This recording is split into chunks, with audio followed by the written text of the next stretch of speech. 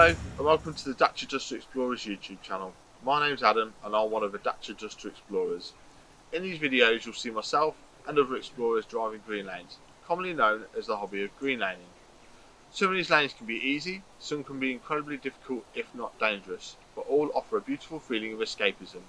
If you have any doubt about the green lane you're driving, get out and walk the lane first, making a mental note of places to turn around a period and thinking about strategies to overcome difficult sections, because reversing after a failed attempt to get along the lane can be incredibly difficult and very risky.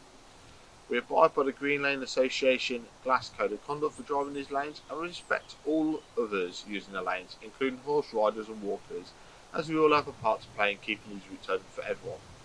If you're thinking of green laning yourself, please consider joining the Green Lane Association to help fight to keep these lanes open and to help you understand more about this hobby. They also have a Trailwise 2 website which will significantly aid in your planning. Please don't forget to like and subscribe to the YouTube channel to get updates on new videos and check out our previous massive video collection.